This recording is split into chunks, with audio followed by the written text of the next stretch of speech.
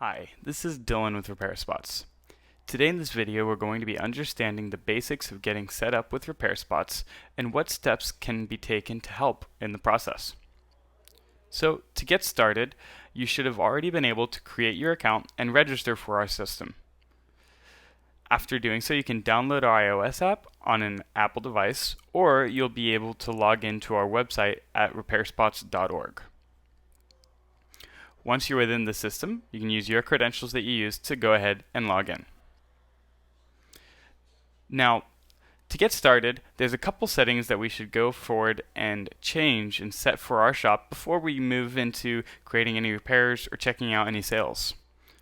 So to make sure that our shop is set up the way that we want it to be, let's go to More and then go to our settings.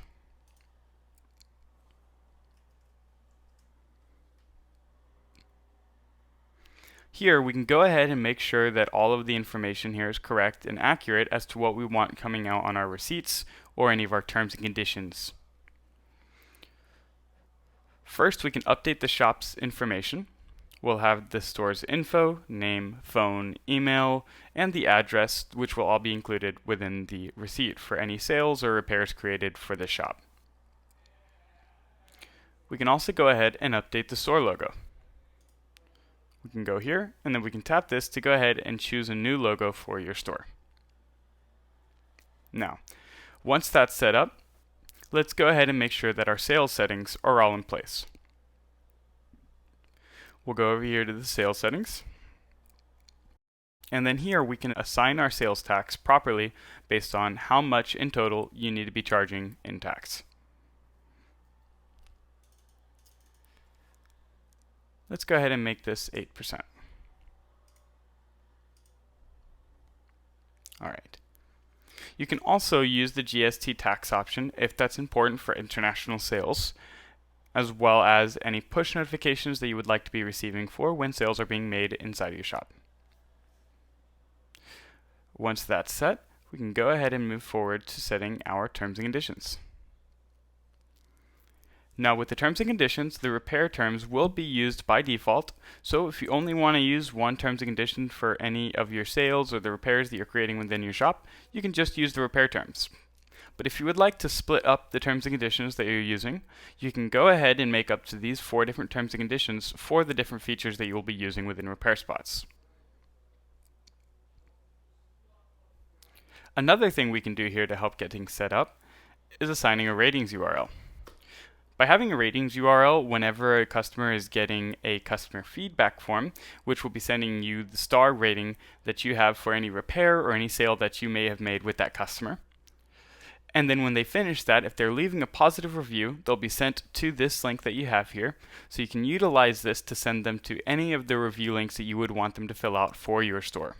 So do make sure that this is set up before you start using RepairSpots completely within your location. We also have our repair and sales goals. So if you want to set any goals for your employees to be reaching per month based on how many repairs or sales you're already kind of making, this way you can get a clear idea on how many repairs and sales are coming through your shop, and you can motivate your employees to continue reaching for your goals and growing. Next, after that's all set up, let's go ahead and make sure we import any data that's going to be important for your shop. This could be inventory or customer lists that you may want to have imported within RepairSpots. We'll simply go to the Import and Export tool and then move to this Import tool. Here you can download the sample CSV files, modify your list that you may already have in CSV, and then import your customers or inventory. I do recommend checking out the video on how to do this. This can be a little bit of a hard process if you don't have experience with Excel in the past. You can always feel free to schedule a demo with us so that we can help you in getting started with this process. Once all of that is assigned, we'll be able to go ahead and start adding any team members that you may have in your shop. To do that, let's go back and let's go over to Team Management.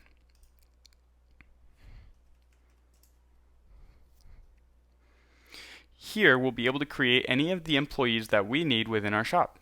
So if you want to go ahead and create a new employee, we can press this button down here, and we can add the information for that employee. Once you finish adding all of this information, they'll be receiving an email with their login credentials and code so that they're able to access the application and your shop within your given rights and access. So any standard employee will not have admin access, of course, and you can also choose to give them either accountant access or an administrative access within your shop.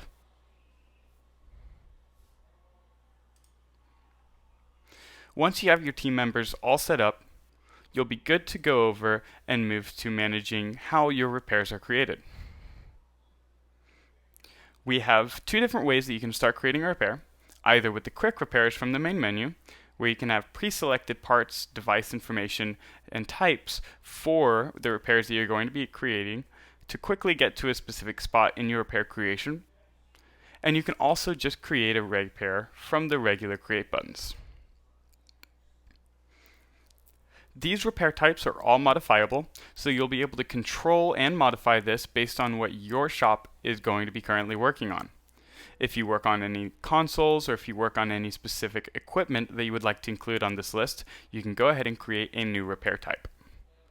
Each of these repair types also have their diagnostic boxes included, so I do recommend going through our videos on how to modify these repair creation aspects and how to make this fit for your shop and what you need to be working on, and just general ways to speed up your repair creation process.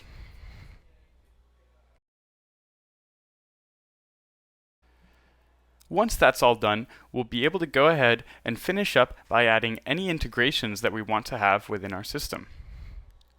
So we can go to More, and we can go to the Settings tab again. And now here we can go to the Integrations section. So any integrations that are going to be needed, such as our MailChimp or Twilio integrations for marketing and sending customers messages, as well as our Acco integration for just finding more ways that you can provide services to your customers and just bringing more of a benefit to your shop. And then whether or not you would be interested in having seamless payments from our system as well by using our credit card processing systems. Once you're finished setting up any integrations that you're going to be using with RepairSpots, you'll be good to go to start going ahead and using us fully within your shop. If you have any more questions or if there's anything else that you want to learn about RepairSpots as you're starting to use us, you can always go to the Help and Support section to find any answers to questions that you may have, or also find a list of the videos that we have currently within our YouTube channel that can help you with getting started with RepairSpots.